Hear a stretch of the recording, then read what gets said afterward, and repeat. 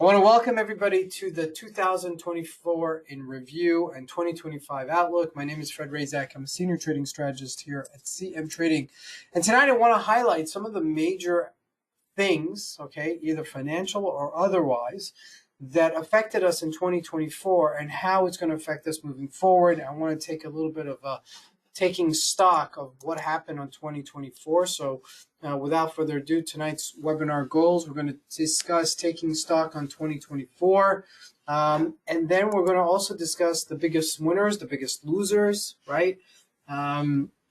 And we're going to take stock of 2025. What's going to be my biggest outlook, okay, moving forward. This is not particularly a long webinar. You're welcome to ask questions throughout the webinar by typing out. But in case I don't get to it, you'll have ample time at the end to ask questions for Q&A. All right, so jumping straight into it. All right, so let's discuss. All right, so I have to do this the first thing. Let's get it out of the way.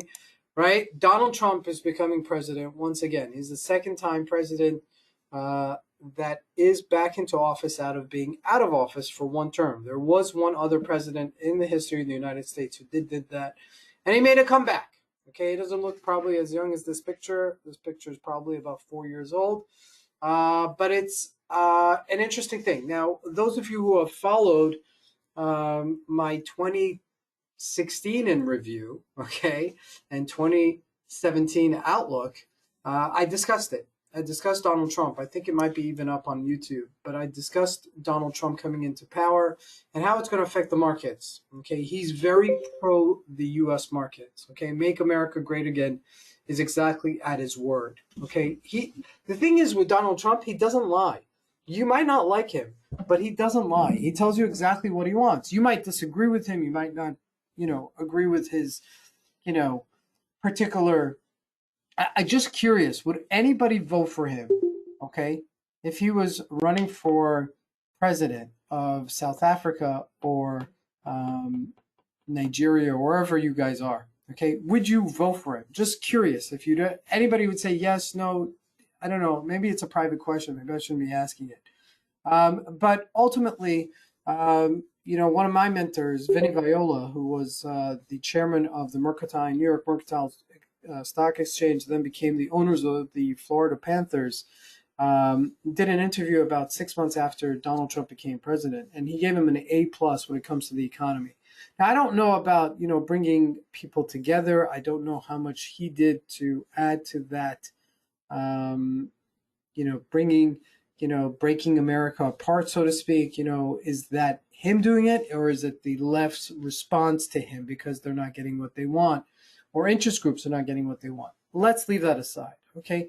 But ultimately, that is something that, America is going to focus tremendously on the United States. So can't hide it, okay? It definitely was a winner for 2024, at least in his world, all right? So let's take stock, okay, of Forex symbols. Now, Forex symbols have done a lot more this past year than they've done historically, all right? So starting out with the Euro USD, it was in a range between 112 and 104, so that's about 800 pips, ending the year of 2024 on its lows. Okay, this is really super important because how you end the year is really a very clear indication what's going to happen next. Okay, because if that support gets broken at 104-ish level, we could go back to 1 versus the dollar. Okay, now you cannot do a review without looking at the geopolitical effects of what's happening in the world. The war between Russia and Ukraine is spilling over into NATO. It's bound to.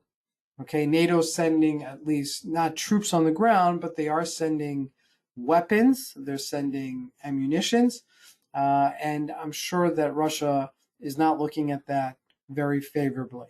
Okay, so whether or not the world will spill into a World War III next year, it very might well. Okay, and that's affecting the euro. Number 2, the GBP.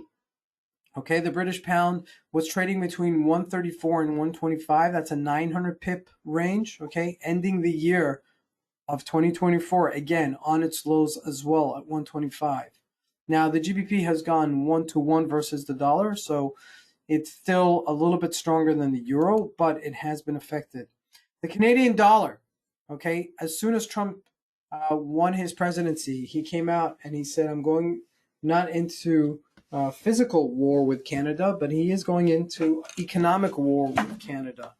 And what does that mean? Well, that means that he's going to now start adding taxes to some of the imported goods from Canada, unless Canada lifts some of the imported goods from the United States from their taxes. And he pretty much put Justin Trudeau in a corner.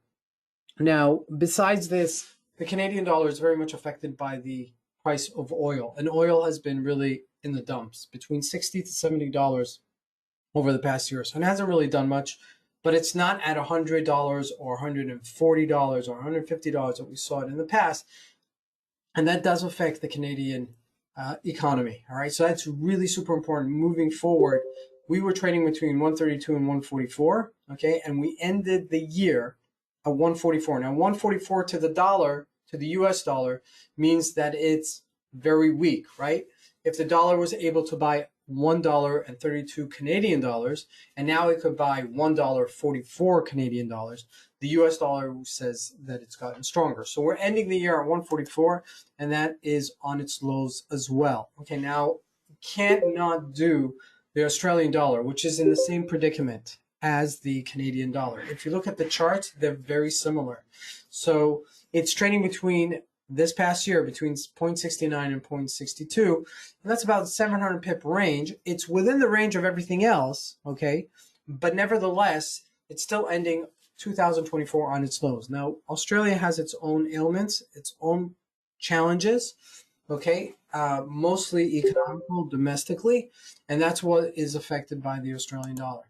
The next one, it's not a major pair, okay? I do admit, but I've been following this for over the past 3 years, and the Turkish lira, USD Turkish lira, went from 29 to 35, which is about a 600 pip, but it's just been grinding every single day.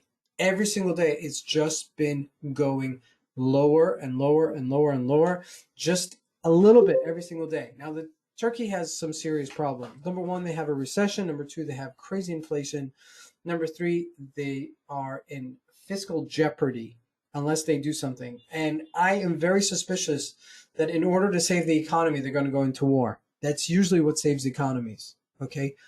What's happening in the economic realm, forget the political realm of countries not getting together, but the precipice or the ingredient that leads to a world war is the failed economy. Now, if everybody's making money, everybody's busy and everybody's happy, right? And they're busy, going to football games or, doing stuff with their money. But if you're not happy, then you have no one to take responsibility for. So you're going to blame everybody else. And that's exactly what's happening in the world right now. Everyone is blaming everybody else for their problems. And you have the situation that you have right now. All right. So it's super, super important to take that into consideration.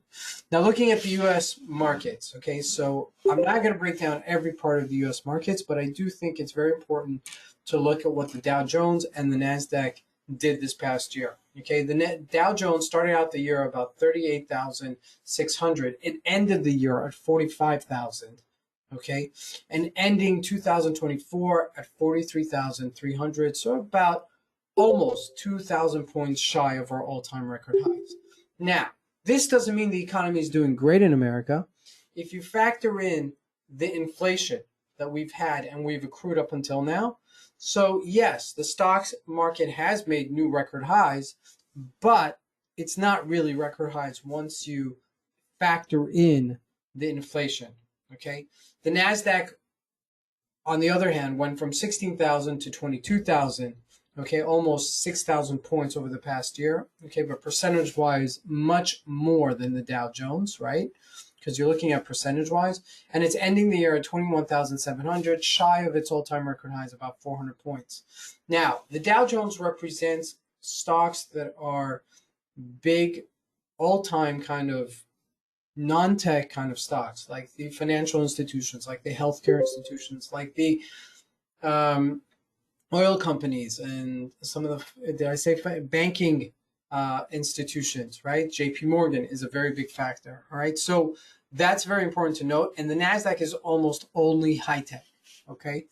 Almost. Okay. Mostly high tech and the most important ones, including Apple, Microsoft, um, Google, all the major companies. All right. So it's very, very important. Now, when we look at the US markets this past year, okay, we saw some of the biggest names, and we're talking about huge companies. And it takes a lot of money to move these type of companies to the new highs that they've moved to. Okay, we're talking about Google, which is Alphabet, Amazon hitting all-time record highs, Microsoft hit all-time record highs, did retrace from it. Facebook, which is formerly known, Facebook is Meta today, which hit all-time record highs. Netflix hitting all-time record highs, and JP Morgan hitting all-time record highs. Not to mention the NVIDIA craze that we had this past year, right? With the onset of NVIDIA just making new highs, new highs, new highs, new highs, and finally having a stop split of 1 to 20, which is, one of those crazy kind of situations. And of course, Tesla.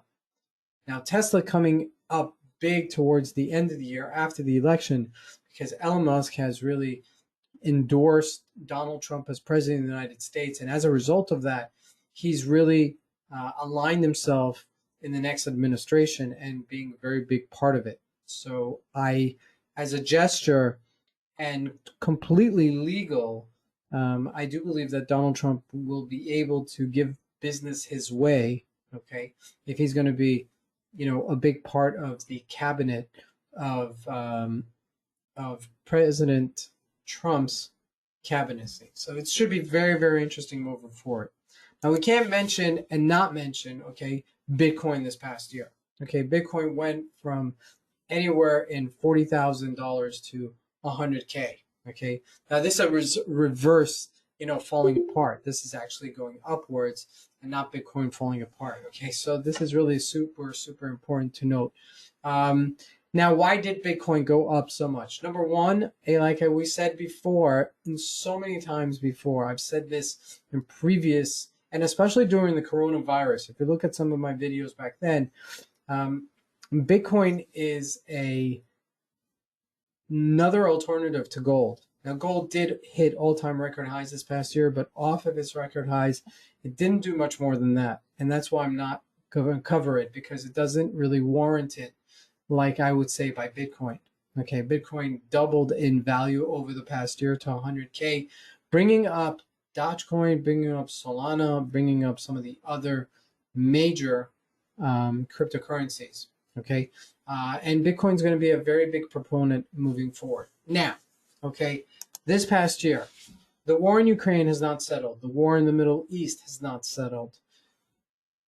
There's Syria that is not settled. There's so many wars right now globally that we are in a precipice of starting a World War III. Not even a question. And especially if you have someone like Donald Trump, who's going to be coming into office. And although during his first presidency, he kind of wedged himself in a situation where he didn't have any conflicts, okay, which are kind of interesting, because the Biden administration, although seems very timid and very, peace friendly, has had more wars broken out than in the previous administration. All right. So moving forward, let's look at the crystal ball. Okay.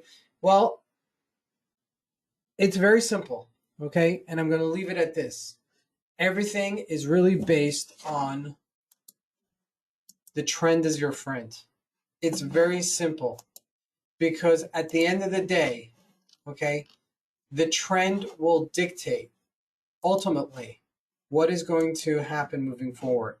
Okay, for sure, the trend is your friend. For sure, it will dictate. Okay, what has happened before will happen again. And it's super important to note that, because we're getting into that situation where we're seeing, like I said before, a lot of the Forex symbols making all-time record lows, okay, including some of the big ones, the USD CAD, the USD, Euro USD, the Japanese yen, okay, coming close to its all-time record highs. Now, all of these are making it all at the same time. And it's super, super important to look at them and to take a step back and see what's happening geopolitically as we move forward going into next year. Gold is still a haven investment. I just don't think it's going to make the kind of returns you're looking for if you're trading something like Bitcoin. The US markets are still very hot, much more money to be made in the US markets than trading Forex symbols or anything else still. Okay. But Forex symbols are going to be a very big factor because depending on how things are going to unravel in Europe, I think it's going to have some interesting ramifications to it. All right. So we've come to the end of this presentation. I will take your questions now.